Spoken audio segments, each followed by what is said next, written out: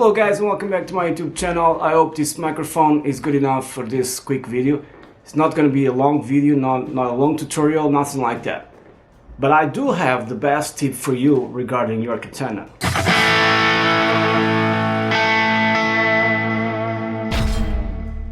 So this happened to me a few days ago, tone-wise, and my Katana MK2 100 watt blew up.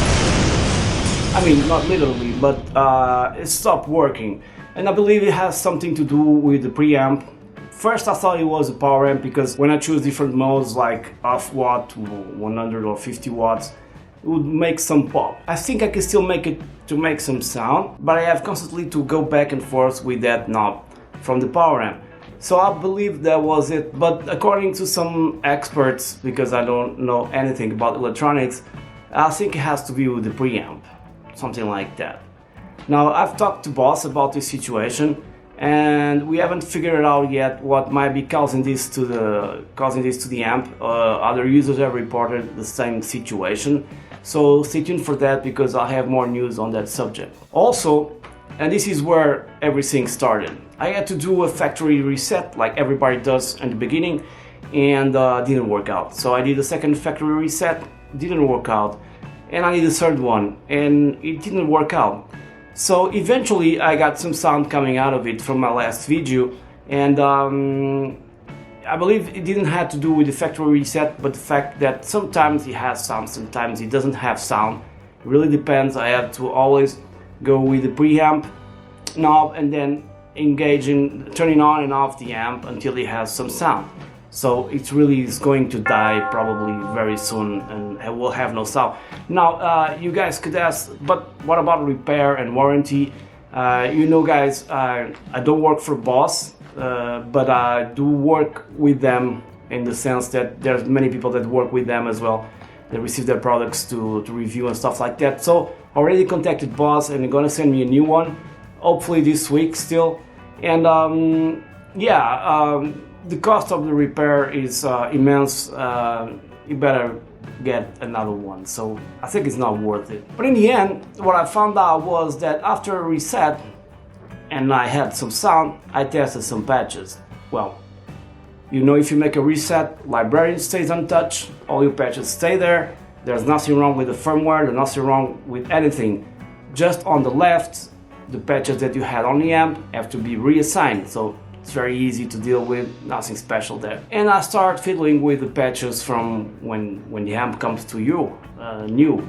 And I believe I didn't have that file, so I really didn't know how they sound. I forgot about it.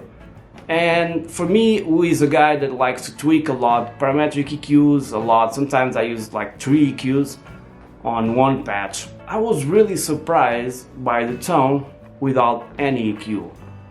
Every parametric EQ like comes from factory is disengaged, noise gate was also disengaged, I had to engage that one, but apart from the noise gate everything was else disengaged. So I just scrolled through the patches that come from on the left from factory and I was amazed by the tone of the Katana, like if I have never heard it before. And that was really weird, man, because you know, you get an amp, you get used to it, you start fiddling with the amp, and the Boss Katana is one amp that I really know well, at least I thought I did, in terms of sound. You can get fooled very easily, okay?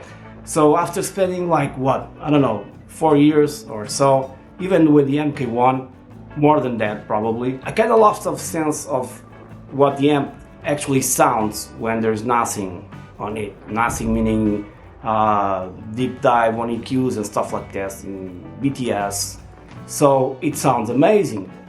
And all that crunch and tube tone like that I was having some issues to get was already there.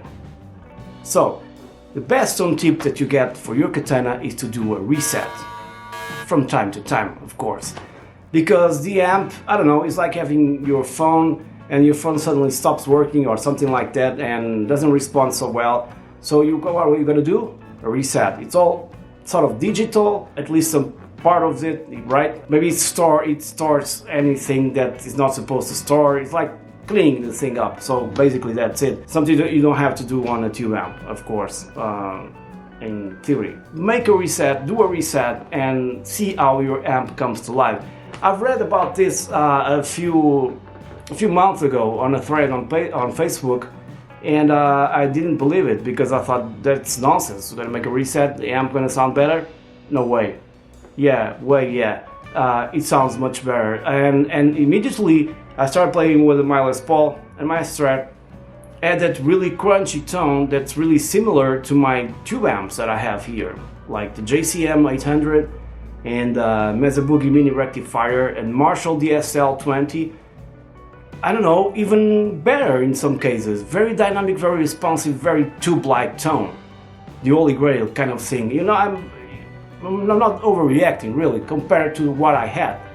And then the funniest part was I just did a Van Halen tone, and it was okay. It sounded great.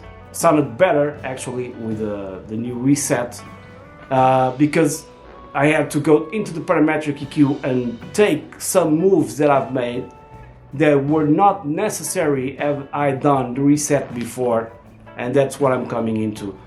So when you get a patch free or when you buy a patch, whatever, if it doesn't sound good, reset your amp.